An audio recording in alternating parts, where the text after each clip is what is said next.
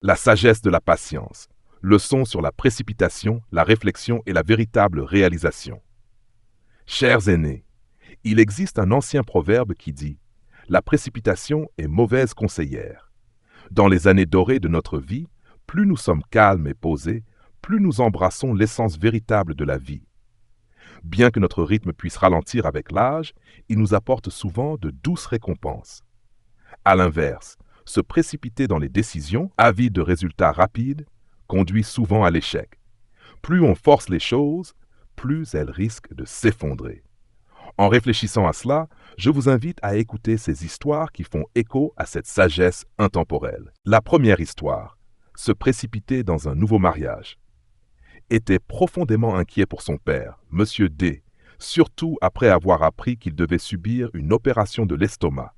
Malgré la distance et les obstacles, H est rentré de l'étranger pour voir son père. Il ne pouvait s'empêcher de penser « Si seulement mon père n'avait pas précipité son remariage, peut-être n'aurait-il pas tant souffert. » En tant qu'aîné, le cœur de H se serra en arrivant chez lui. Monsieur D l'accueillit avec un sourire, bien qu'il ait perdu la plupart de ses dents, rendant les repas difficiles. Tout en parlant, Monsieur D mentionna avec humour « Tu aimais ce plat quand tu étais enfant, mais maintenant, avec la plupart de mon estomac parti, je ne peux plus beaucoup manger. » Essaya de sourire, mais ressentit une profonde tristesse intérieure. Son père n'avait même pas de prothèse dentaire adaptée, ce qui aurait facilité les repas et amélioré son apparence. En regardant autour de la maison, H remarqua l'absence de la nouvelle épouse de son père, Madame T, et de leur fille L. Son père expliqua « Elle est chez sa famille, et elle loue un logement près de son université. Elle ne vient que pour de brèves visites le dimanche. » Confus, H demanda « Pourquoi elle loue-t-elle un logement? L'université n'est pas si loin d'ici. » Monsieur D soupira et répondit « Elle ne veut pas rester ici avec moi. Ses amis se moquent d'elle, disant que je ressemble plus à son grand-père. » Le poids de la solitude dans la voix de son père frappa H en plein cœur. Il proposa de cuisiner pour son père, mais Monsieur D ne pouvait manger que de la bouillie de riz fine à cause de son opération. Les médecins avaient retiré les 2/3 de son estomac et il devait désormais manger de petits repas simples. En préparant le repas, Ash demanda si Madame T ou elle les rejoindrait pour le dîner. La réponse calme et douloureuse de son père résonna. « Personne ne reviendra pour le dîner. Cuisine juste pour nous deux. Nous en profiterons ensemble. » Alors que son père parlait avec une telle indifférence, Ash pouvait sentir une tristesse inexprimée sous la surface, une douleur à laquelle son père s'était habitué à cacher. Ne voulant pas aggraver les sentiments de son père, Ash partagea des histoires de sa vie en Allemagne. Son père écouta un moment avant de s'endormir, sa respiration lourde et laborieuse. Plus tard, en nettoyant, Ash remarqua à quel point la maison avait été négligée. De la moisissure et de la poussière couvraient tout. Les pièces à l'étage étaient abandonnées, couvertes de poussière, témoignant que Madame T et elle ne prenaient pas soin de son père ni de la maison. Elles avaient manifestement laissé Monsieur D derrière depuis longtemps. Pourtant, malgré cela, son père ne s'était jamais plaint. Il ne voulait probablement pas être un fardeau pour H, sachant qu'il vivait loin et avait sa propre famille à prendre soin. À chaque appel de H, son père disait toujours « Tout va bien. Tout le monde se porte bien. » Il y a quelques mois, Monsieur D avait même demandé à H d'acheter une paire de baskets pour elle depuis l'Allemagne parce qu'elle s'était plainte des chaussures locales que son père lui avait achetées. Quand H est arrivé avec les chaussures, elle n'était même pas rentrée pour voir son frère. Elle était restée à son logement loué avec des amis. Cela faisait mal à H de voir à quel point elle se souciait peu de leur père. Cependant, il ne pouvait s'empêcher de se rappeler que sa propre fille, bien qu'elle n'ait que 18 ans, avait envoyé de nombreux cadeaux d'Allemagne pour son grand-père, même des cadeaux pour Madame T et elle. Mais ici, à son retour, la maison était vide, dépourvue de chaleur ou d'accueil, à l'exception de l'anticipation de son père pour sa visite. Il semblait que seul Monsieur D se souciait du retour de son fils, et maintenant, c'était Monsieur D qui se retrouvait seul à prendre soin de lui-même. Il y a 20 ans, les choses étaient différentes. Lorsque la mère de H est décédée, Son père avait à peine plus de 60 ans. Après quelques années, des amis ont présenté M. D à Madame T, qui avait presque 40 ans et n'était pas mariée. À cette époque, M. D avait encore une ancienne petite amie, une veuve qu'il aimait depuis leur jeunesse, mais qu'il n'avait pas pu épouser à cause des circonstances. Espérait qu'ils se reconnecteraient dans leurs dernières années, car ils partageaient un lien profond. Elle était bien éduquée et aurait apporté de la joie dans la vie de M. D. Cependant, elle n'était pas intéressée par un remariage, heureuse avec ses petits-enfants et sa vie telle qu'elle était. Ressentant la solitude s'installer, M. D a décidé d'épouser Madame T, qui semblait être un bon choix. Surtout qu'elle n'avait pas d'enfant d'un précédent mariage. Il croyait qu'elle prendrait soin de lui et qu'ensemble, ils bâtiraient une vie. Peu de temps après, Madame T a exprimé son désir d'avoir des enfants, malgré son âge. Monsieur D a investi toutes ses économies dans des traitements de fertilité, voyageant loin pour consulter des médecins et des spécialistes. Après des années d'efforts, Madame T a donné naissance à elle et tout le monde a célébré. Il semblait que l'enfant solidifierait le bonheur du couple. Mais dès la naissance de elle, Madame T s'est entièrement consacrée à sa fille. Elle ne se préoccupait plus de Monsieur D ou de leur relation. Monsieur D avait été un bon pourvoyeur. Il avait une pension, des économies et même des biens. Mais désormais, son rôle s'était réduit à celui d'un portefeuille. Madame T l'a laissé se débrouiller seule, ne levant que rarement le petit doigt pour aider à la maison. Au fil des ans, Monsieur D a tout géré, de la cuisine au ménage, sans se plaindre. Il avait encore sa santé, alors il continuait sans protester, espérant que les choses s'amélioreraient. Pourtant, avec le temps, la pression est devenue trop grande. Madame T et elle se sont éloignées, dépensant l'argent de Monsieur D en vêtements voyants et gadgets, tout en le négligeant. Monsieur D avait même souscrit une assurance vie pour elle à sa naissance, investissant des milliers d'euros chaque année pour lui assurer un avenir sécurisé. Mais à ses 17 ans, elle a exigé un nouvel iPhone, poussant son père à emprunter sur la police d'assurance pour l'acheter. Sa mère, au lieu de décourager cette demande, n'a fait qu'ajouter à la pression. Monsieur D, fatigué et le cœur brisé, a cédé. « Fais attention avec ce téléphone », l'a-t-il averti. « C'est cher, et cela pourrait être dangereux de l'utiliser en public. » Mais peu après, elle a exigé une nouvelle voiture, et Monsieur D s'est senti totalement épuisé, écrasé sous le poids de leurs attentes sans fin.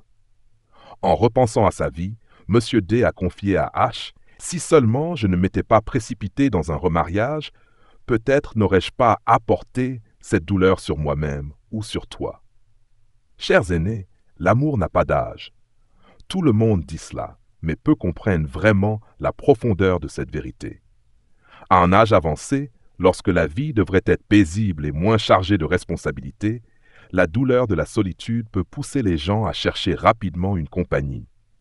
Lorsqu'un conjoint décède et que les enfants sont occupés par leur propre vie, les personnes âgées peuvent se sentir obligées de trouver un nouveau partenaire.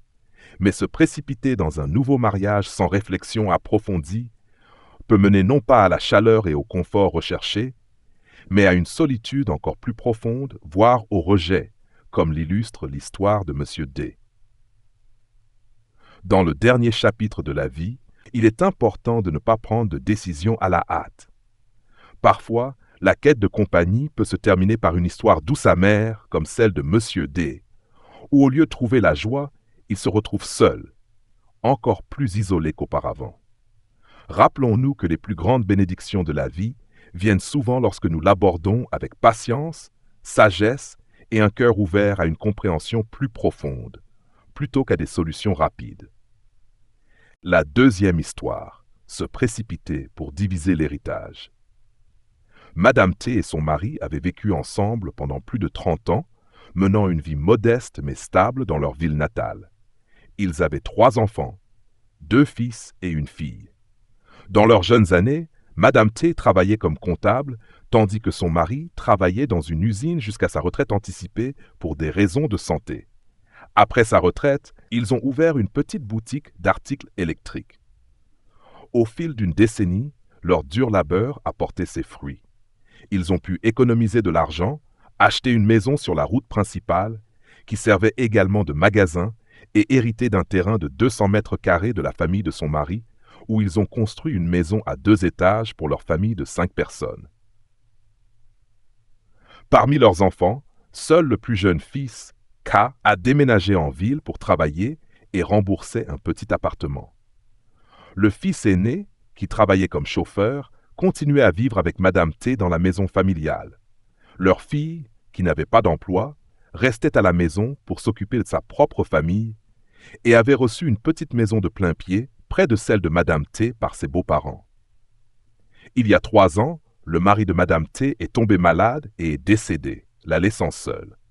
Avec sa santé en déclin, elle a décidé d'arrêter de gérer la boutique. Sa pension et les intérêts de ses économies de 10 000 € étaient suffisants pour couvrir ses dépenses quotidiennes et aider occasionnellement ses enfants et petits-enfants. Maintenant, à la retraite, Madame T avait plus de temps pour réfléchir à l'avenir. Elle s'inquiétait des difficultés de logement et de travail de ses enfants. Par moments, elle envisageait de retirer une partie de ses économies pour les aider. Mais elle se souvenait des paroles de son défunt mari, qui lui avait conseillé de ne jamais toucher à cet argent.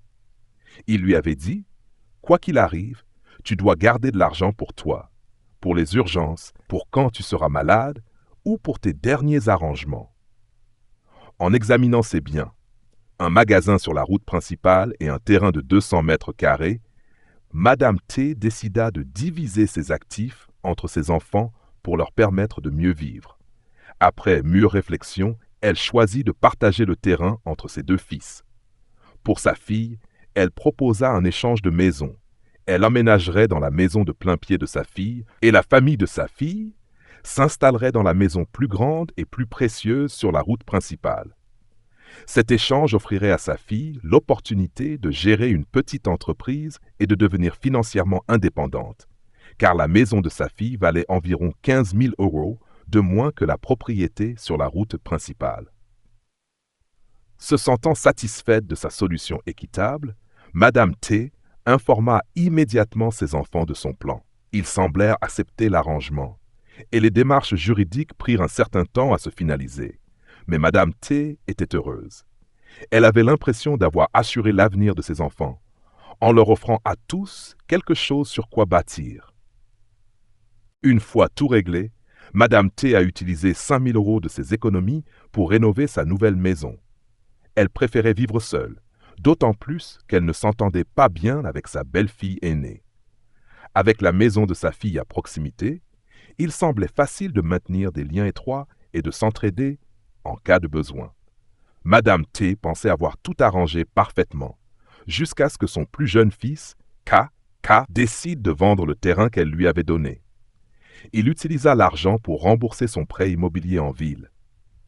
Lorsque sa fille l'apprit, elle fut contrariée. « Mes 2 frères ont reçu du terrain, mais moi je n'ai rien reçu de toi, maman. C'est moi qui m'occupe de toi. Pourquoi est-ce que je suis celle qui doit souffrir juste parce que je suis une fille ?» se plaignit sa fille.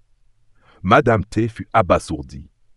Elle avait cru que l'échange des maisons profiterait à sa fille, lui offrant une meilleure source de revenus et une plus grande indépendance dans le foyer de ses beaux-parents.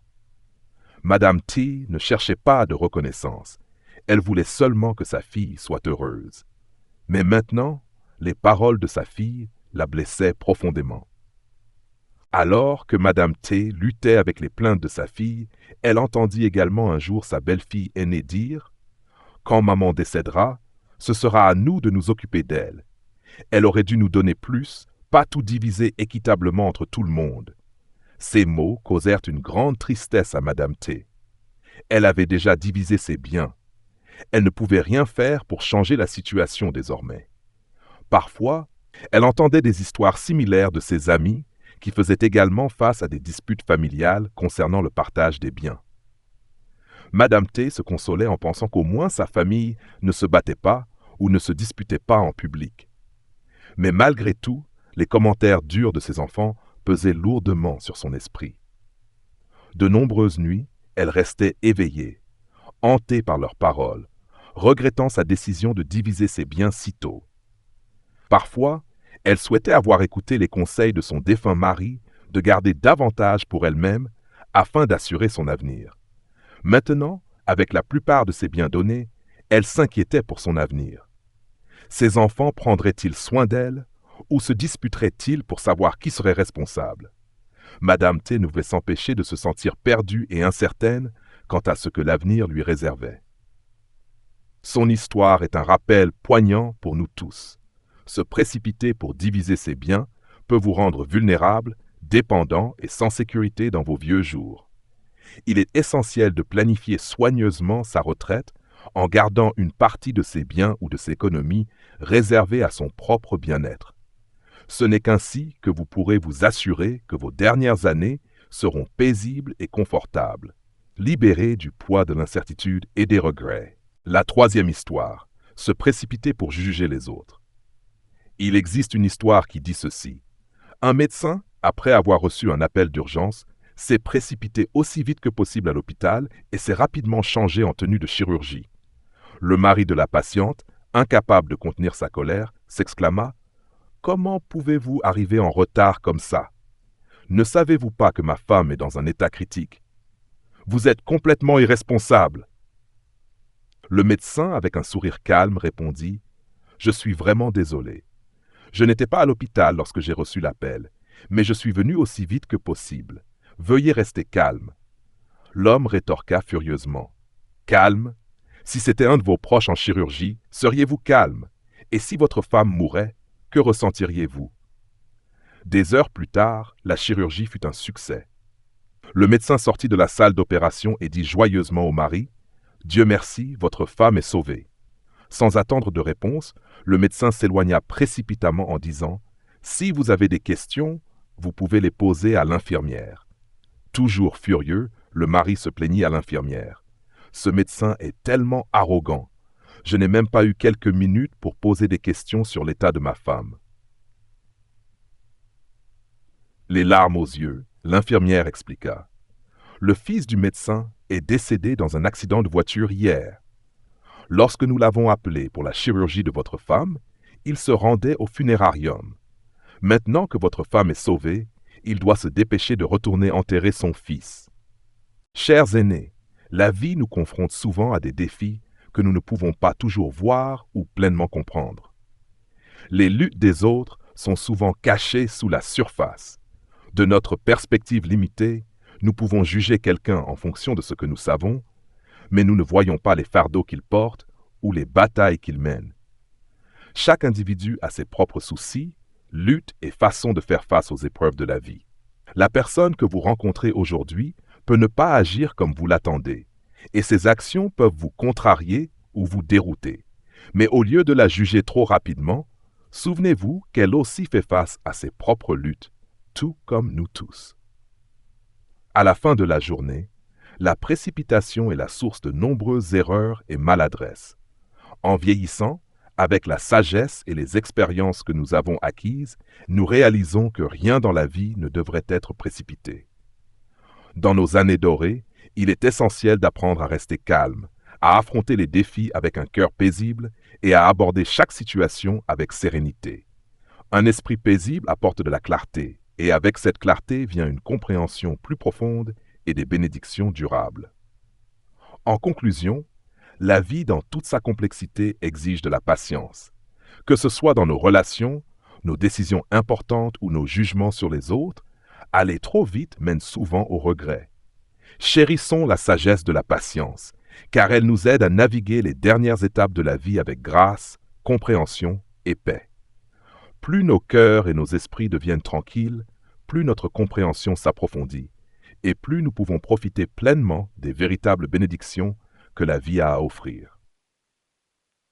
À mesure que nous avançons dans les dernières étapes de la vie, nombreux sont ceux qui réfléchissent au chemin parcouru et à l'héritage qu'ils espèrent laisser derrière eux.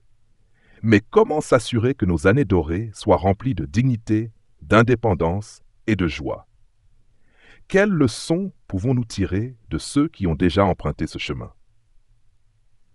Dans cette exploration inspirante, nous plongeons dans la sagesse de 4 principes essentiels qui nous guident vers un avenir épanouissant et sécurisé.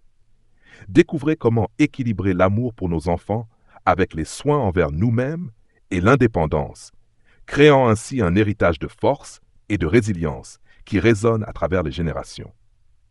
Rejoignez-nous pour découvrir les clés d'une vie bien vécue et de l'appréciation de la beauté de la vie à tout âge.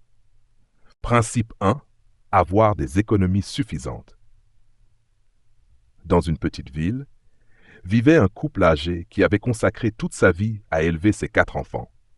Malgré leurs moyens modestes, ils avaient investi leur cœur et leurs ressources pour offrir le meilleur à leurs enfants, croyant que leur sacrifice serait récompensé par de l'amour et des soins pendant leurs années dorées. Ils avaient dépensé jusqu'au dernier centime pour des mariages et des maisons, nourrissant le rêve d'une vieillesse heureuse et soutenue. Cependant, lorsque la maladie les a frappés, la réalité fut déchirante. Leur fille venait rarement leur rendre visite et leur fils était réticent à contribuer financièrement à leurs soins. Ce furent leurs voisins, et non leurs enfants, qui se sont mobilisés pour collecter des fonds pour leurs besoins médicaux. Cette histoire est un rappel poignant pour tous les parents. Aimez vos enfants, mais n'oubliez pas de vous aimer vous-même. Bien qu'il soit naturel d'investir dans l'avenir de vos enfants, il est essentiel de planifier pour le vôtre. Encouragez vos enfants à être indépendants et résilients. Tout en les guidant, ne perdez pas de vue votre propre bien-être. Alors que nous avançons dans la vie, il y a une vérité poignante que nous devons embrasser. Chaque génération a ses propres bénédictions.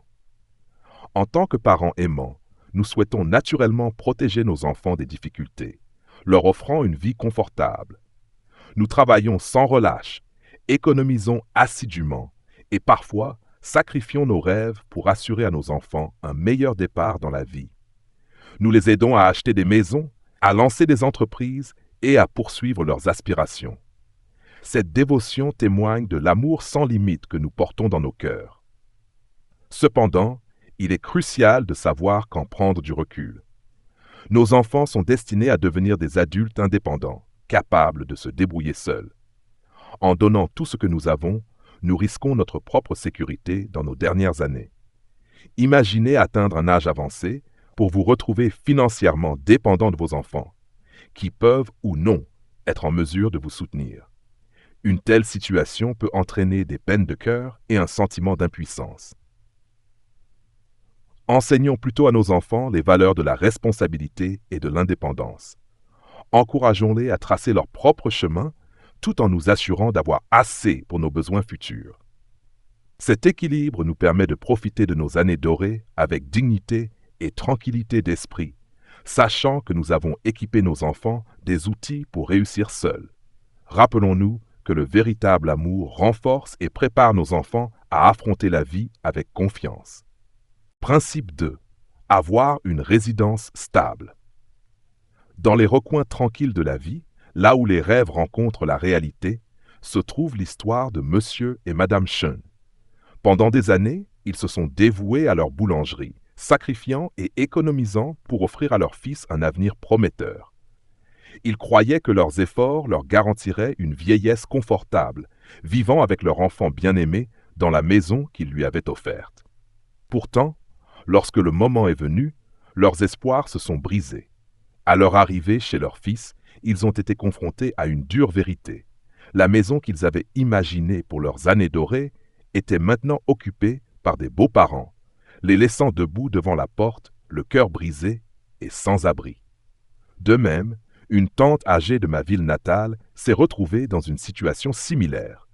Elle a vendu sa maison chérie pour soutenir ses enfants, pour découvrir ensuite qu'aucun fils ni fille n'avait de place pour elle dans leur vie. Être rejeté par ses propres enfants est une réalité amère à accepter. Ces histoires mettent en lumière une vérité poignante que de nombreux parents âgés affrontent.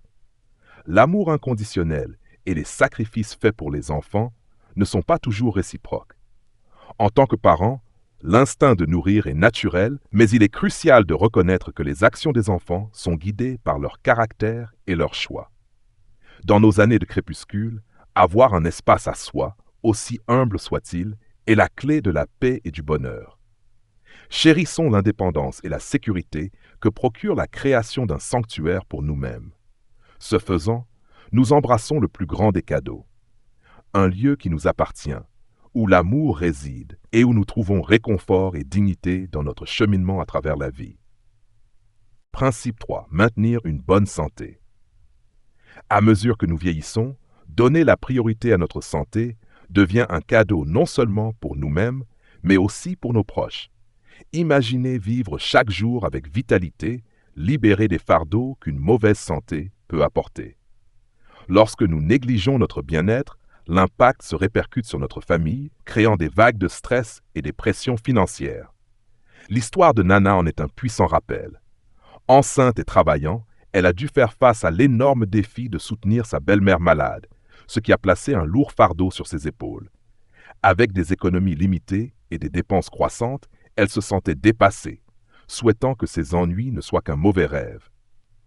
Son combat souligne à quel point il est essentiel, en tant qu'aîné, de prendre en main notre santé. En nourrissant nos corps, en restant actifs et en assurant un repos adéquat, nous nous donnons les moyens de vivre avec dignité et indépendance. Ce soin de soi enrichit non seulement nos vies, mais soulage également nos enfants, leur permettant de prospérer sans l'inquiétude supplémentaire de notre bien-être. Adoptons la sagesse selon laquelle une bonne santé est notre plus grand trésor dans nos années avancées. Ce faisant, nous ouvrons la voie à une vie joyeuse et épanouissante, laissant un héritage de force et de résilience que nos familles pourront admirer et suivre. Principe 4. Vivez bien votre propre vie. Alors que nous progressons dans les dernières étapes de la vie, la sagesse que nous avons accumulée devient notre plus grand atout. Bien qu'il soit naturel de compter occasionnellement sur ses proches, rechercher l'indépendance dans nos années dorées peut être profondément gratifiant. Adopter l'autonomie nous renforce, garantissant que nous vivons avec dignité et grâce. Prenons l'exemple de Swang dans la série télévisée All Is Well. Après le décès de sa femme, il s'est beaucoup appuyé sur ses enfants, s'attendant à ce qu'ils répondent à toutes ses exigences. Cela a non seulement perturbé leur vie, mais aussi tendu leur relation. Bien que l'histoire de Swang ait eu une fin réconciliatrice, la vie réelle ne reflète pas souvent de telles fins. Le plus grand cadeau que nous puissions offrir à nos enfants est notre indépendance, leur permettant de vivre leur propre vie sans fardeau inutile. Vivre avec un état d'esprit positif transforme nos expériences. En gérant nos affaires et en nourrissant nos passions, nous donnons un exemple de résilience et de force. Nous devenons une source d'inspiration, non seulement pour nos enfants, mais pour tous ceux qui nous entourent. Cela ne veut pas dire que nous ne devons pas demander de l'aide lorsque cela est nécessaire. Chercher du soutien est une force en soi. Cependant, maintenir un équilibre sain entre demander de l'aide et se tenir debout seul peut rendre la vie plus épanouissante. Dans nos années avancées, efforçons-nous de vivre pleinement et joyeusement. En agissant ainsi, nous créons un héritage d'amour, de force et d'indépendance. Cet héritage résonnera à travers les générations, leur enseignant la véritable essence de bien vivre et de vivre libre. Chérissons chaque moment, enrichissons la vie de ceux qui nous entourent et embrassons la beauté de l'autonomie.